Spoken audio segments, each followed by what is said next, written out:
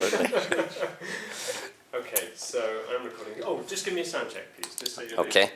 Countryman, Yeah. CTBTO, One more time. ABCDE. Okay. Okay, all right. All right, I'm recording, so whenever you're ready. Hello, Countryman. You are the former Vice Secretary for Non-Proliferation, and we welcome you to the CTBTO Youth Newsroom project, CTBTO Youth TV. So we want to ask on the current status among the North Korea and US, like the SMIT, it's got withdrawn. So how you think it's going to affect the peace in the Korean Peninsula? Well, thank you for this chance, Qasim. I appreciate it.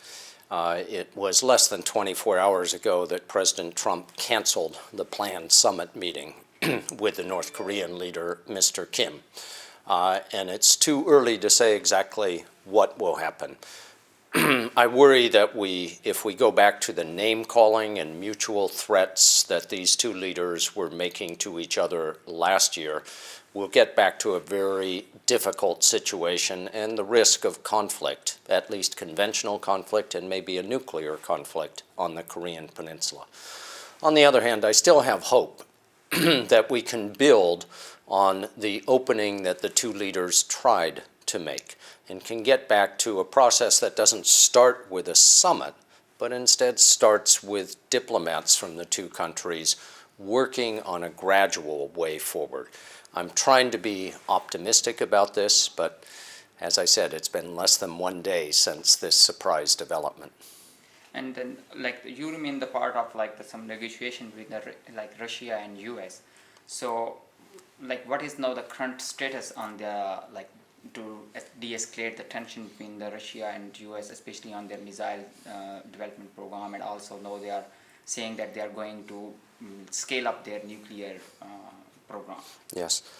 Well, I'm concerned about the U.S. nuclear posture review that talks in a stronger way than before about the use of nuclear weapons. I'm very concerned about Russian President Putin's plans to build some very dangerous new weapons that represent a real technological escalation in nuclear arms competition. The best thing that these two leaders could do would be two things, really.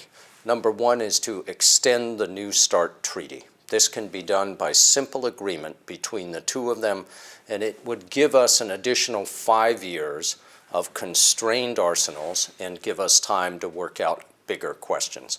And the most important thing these two gentlemen could do now would be to repeat what President Reagan and General Secretary Gorbachev said together 30 years ago, the very simple statement, nuclear war cannot be won and must never be fought.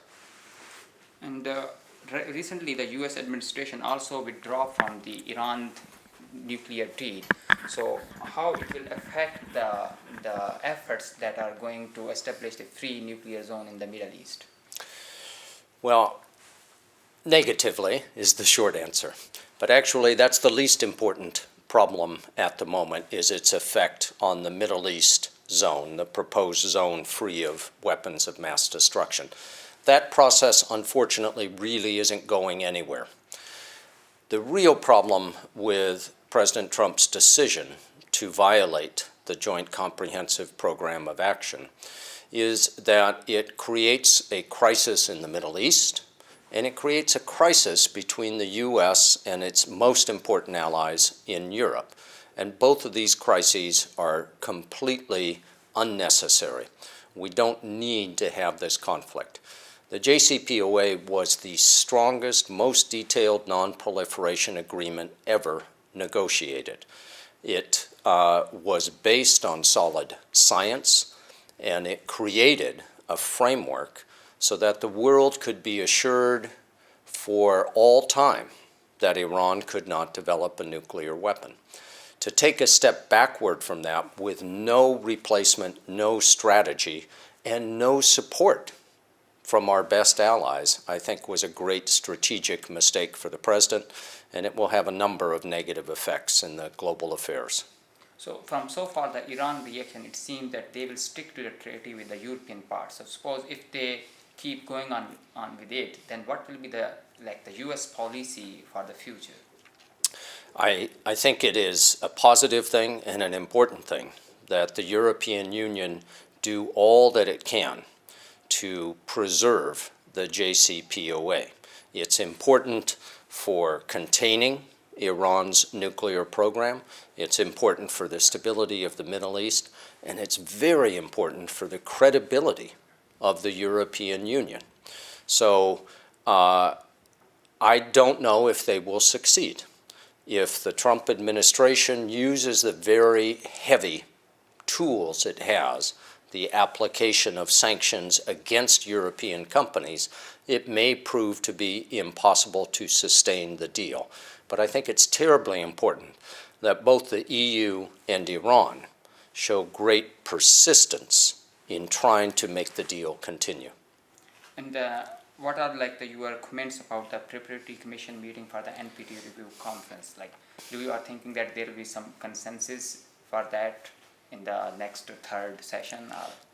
I think consensus at the PrepCons is very difficult to achieve. There's a very good team of leaders for the PrepCons and for the review conference, and they're thinking hard about how much work can we do in advance, even before the PrepCon and between the PrepCon and the RevCon, to get a meaningful final document in 2020.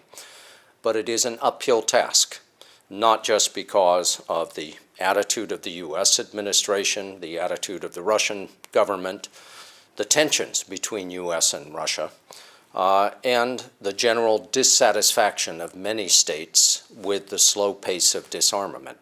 It is a very difficult task in 2020 to get to a final document, but I absolutely admire the efforts that are being made to build that consensus in advance.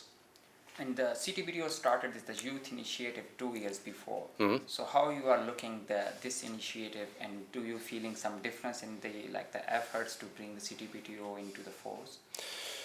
Well, two different questions, really. Of course, we want to see the Comprehensive Test Ban Treaty brought into force as soon as possible. And I'll keep working in the United States to create the conditions where we could have a positive vote on ratification.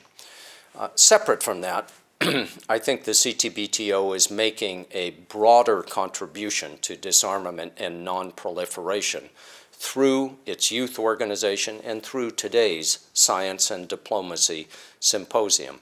We need to have several generations of real experts, of policy experts who are not afraid of the science, and of scientific experts who are not afraid of the policy. Building that cadre of specialists in every country on earth is a very large contribution that CTBTO is making to world peace. You mean achieved so many success in your life. So what you will suggest some the guidelines for the new youth diplomats or the new youth technical background people who are joining these efforts? I think the most important thing is develop your listening skills.